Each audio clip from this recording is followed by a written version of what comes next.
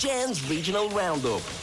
Yes, it is Wednesday, and that means it's time to head deep into the heartlands of Ireland, where our dedicated Midlands reporter, Sarah Jane Foster, is standing by to bring us, up to date with what is happening in her neck of the woods. Sarah Jane, how's it going?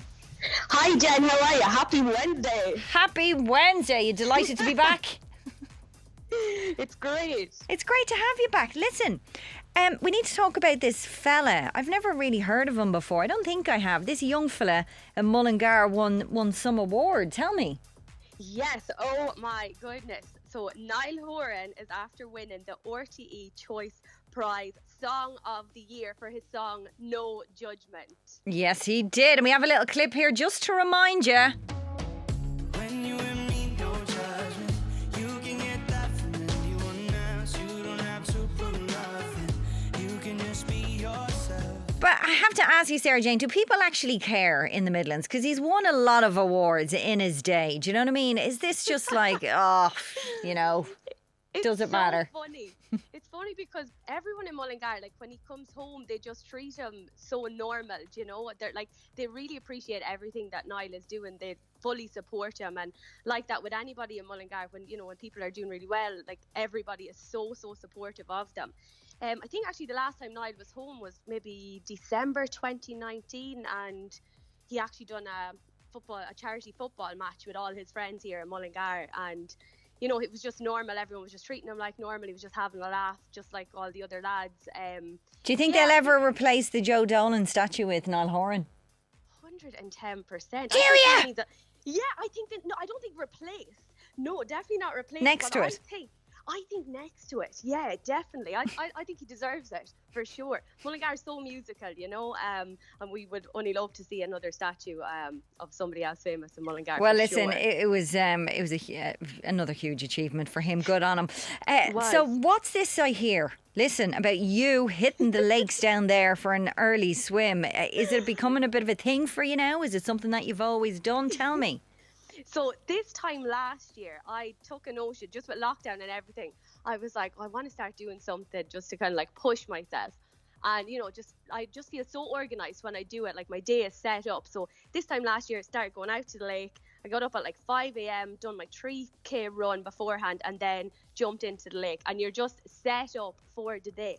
But it's so funny because this time last year, there was barely anybody doing it. There was literally like 3-4 of us there in the morning times, and that was it.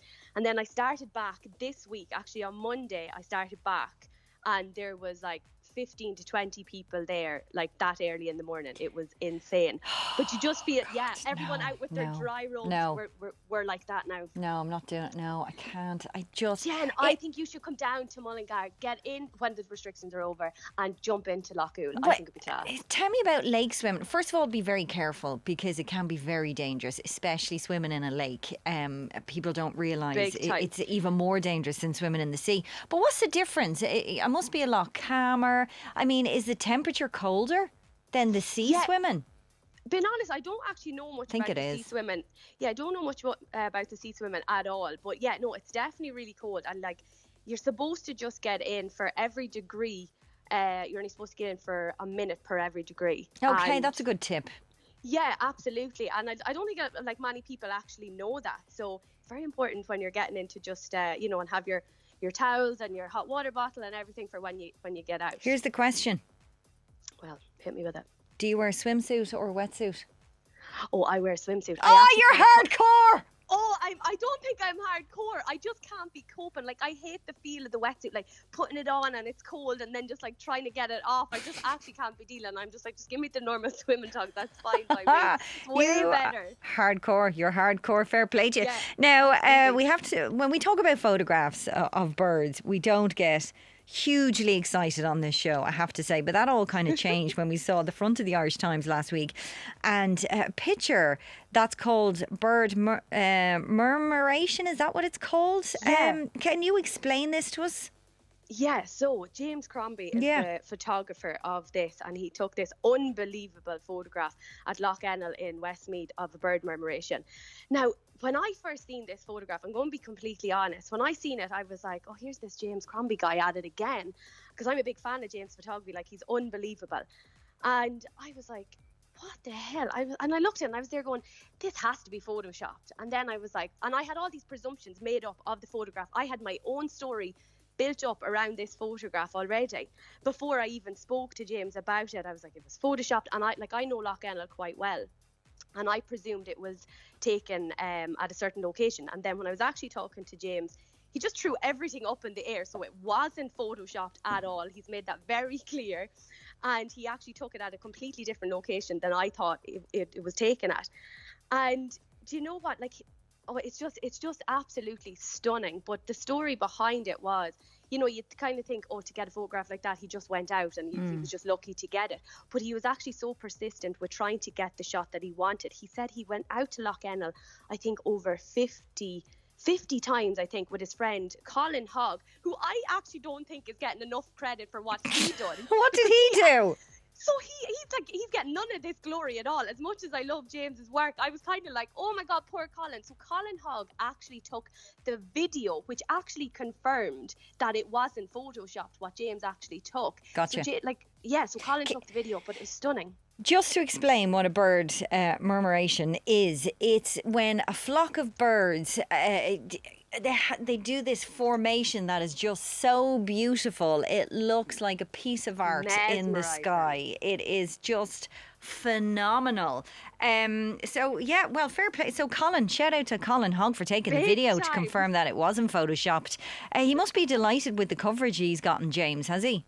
Yeah, he really is. I was actually talking to him about it, and he said it was so funny. He said some blogger, or I don't know who it exactly was, from Saudi Arabia with maybe 4 million followers, put up the picture, and it was all over like the news over there and everything. And he was just laughing. He was there going, they're going to get some tip when they're looking at his page, like later on in the year when he starts, you know, going back to his GAA photography, to be like, what the hell is this game? Like, oh, is that what he normally does, GAA photography? Yeah, he actually works with the Info Sports photography.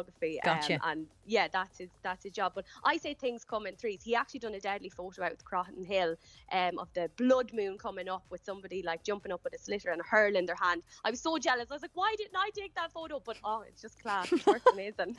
You're too busy jumping into the lake, freezing your arse off. Finally, Sarah Jane, you encountered a genuine random act of kindness. What happened? Yeah, so you know that fear that's just instilled in you when you're like, damn it, I forgot to put a parking ticket on my car. Yeah. Oh, yeah. So I was in work. I was in Tullamore. I was working for about 2 hours, and then I realised, I was like, oh my God, I forgot to put a ticket on my car. And I like couldn't find my phone. I was like running out I was like, oh my God. So as I was running out, there was this lad at my windscreen, and I was like, oh, he's putting a ticket on my car. I was like, oh, so I was like trying to explain myself. I was like, I'm really sorry, I'm only here like 5 minutes. And he was like looking at me going, no, I'm actually helping you. He was like, I actually seen the traffic warden about to put a ticket on your car, and he was like, I just put my valid ticket onto your car, and he didn't give the fine to you. Aww. So I was buzzing. Now I know all the dubs are probably listening to this going, do they not have the fucking parking app down in the Midlands? We actually do have it. Did after you put the ticket on your car, was it followed by, so do you want to go for a coffee, or you know, a little social distance walk, or no, none of that, none of that. On about his business. How's your fella, Sarah Jane? Sure, he is flying. He's in great form. Not a bother on him. What's he up to? He is working today, so he's actually in SNA and he's working away there today, so he's happy out. Not a bother on him. Good on him. Good on him. Listen, I just got a text in about you saying, as someone from the Midlands, can I just say how much I love her, presuming you and not me, Sarah Jane, and we love you too, and we love your stories. You do a phenomenal job. I just want to thank you for being our eyes and ears in the Midlands this week. Get yourself a nice dry robe now, will you? Go and sort that out for yourself. And send us a pic, you know, one of your lake swims. I will. I definitely will. And then you're going to have to come down to Lough Ennell. You're going to have to. I will definitely not confirm that on the national airwaves, but I will definitely think about it. Sarah Jane, you're a star. Talk to you soon. Thanks. Bye, love.